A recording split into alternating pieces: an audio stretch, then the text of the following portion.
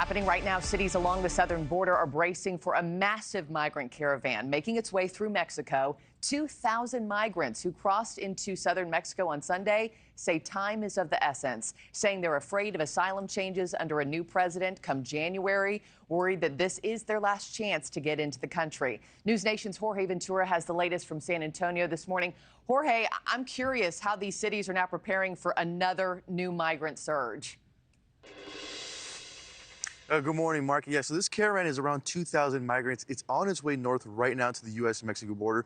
And officials across Texas say they are in active alert, including officials in El Paso. Now, officials in El Paso are adding that they are tracking that caravan's movement and are in active conversation with Mexican authorities. Many migrants are now viewing this as kind of their last chance to make it into the United States and seek asylum.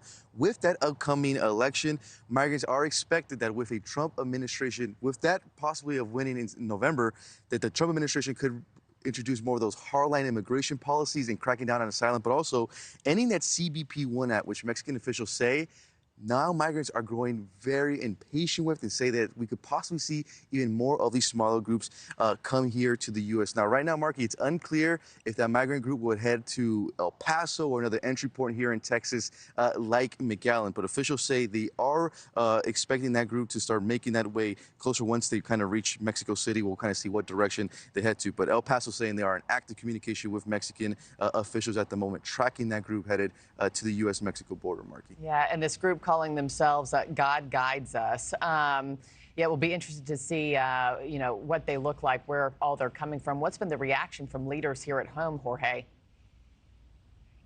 So NewsNation's border team, we did obtain an exclusive statement from GOP Homeland Security Committee on this caravan saying, quote, this is from Chairman Mark Green saying, quote, it's quite simple would-be border crossers know that their best chance to be released into American communities is under the open border policies of President Biden and his border czar, Vice President Kamala Harris. He added that in his view, the crisis won't end until there's a change in policy and immigration laws are fully enforced. President Biden and Vice President Harris continue to defend their record on border security. President Trump saying if he wins, he'll carry out the largest deportation operation in American history using the National Guard and local police. Now, while Vice President Harris stresses the need to keep limits on asylum and close those loopholes, some have earned that pathway to citizenship. And Mark, I've been in contact with my Mexican sources who say they do expect for this caravan to actually be broken up around Mexico City. They expect for Mexican authorities to crack down on that group. So we probably won't see that